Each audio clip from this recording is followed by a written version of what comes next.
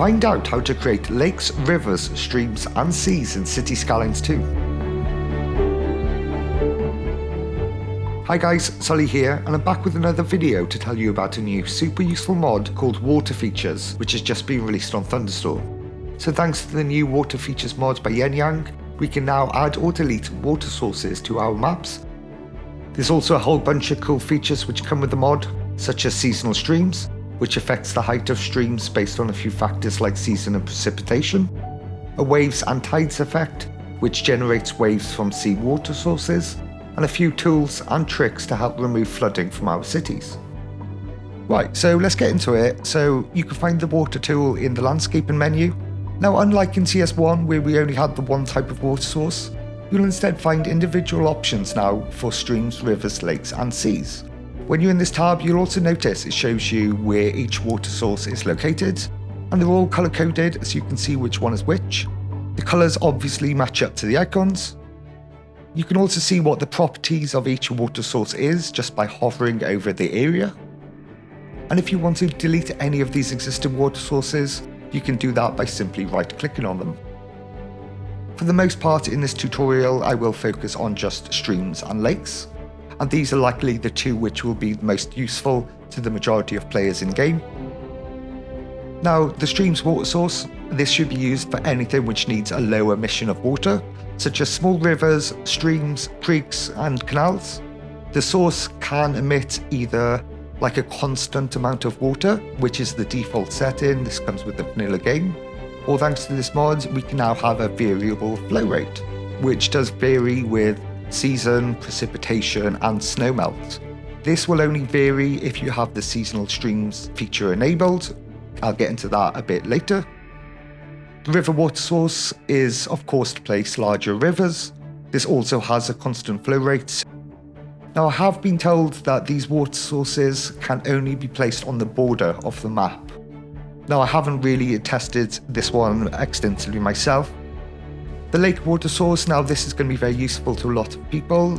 The functionality for lakes is different to the stream and river water sources in that this will quickly fill up to the desired height and then the water will just remain at that level. The sea water source, kind of like rivers, has a constant flow as its vanilla setting. The mod also has options for waves and tides, which will allow the sea level to rise and fall below the original height.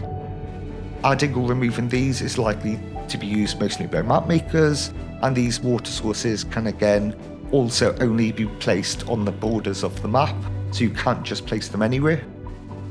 Okay, so let's just create some water sources and we'll focus on streams and lakes for now, and I'll show you how to use them.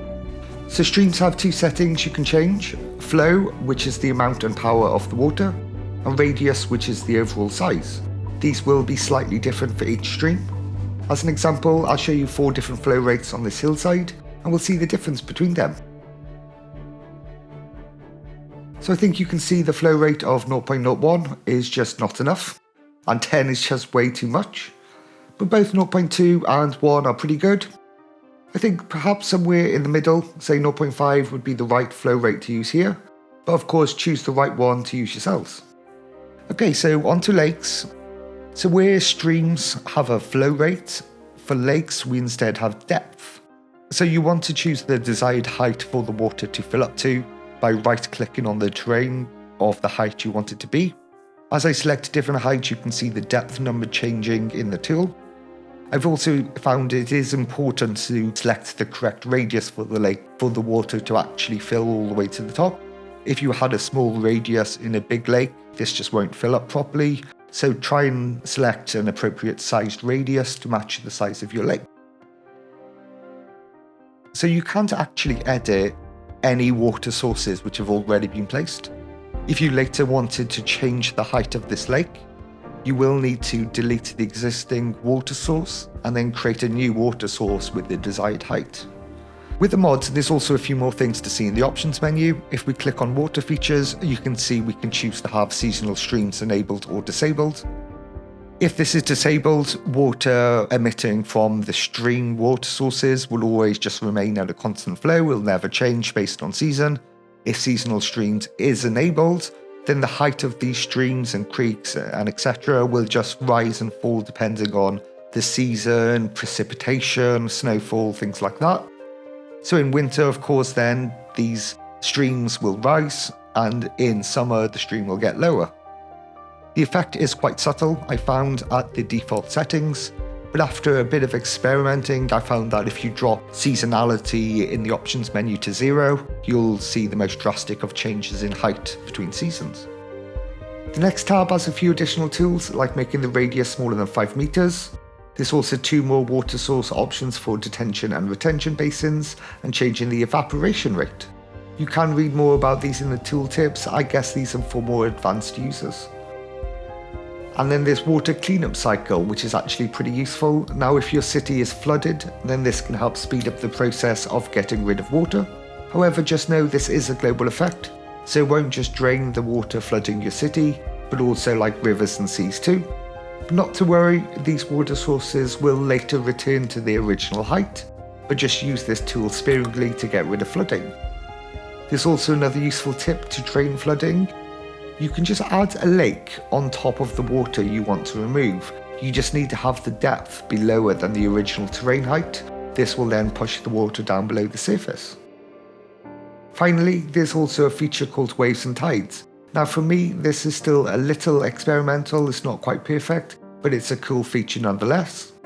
When enabled, this will produce like an oscillating effect coming from sea water sources, which as you can see produces a very cool wave effect.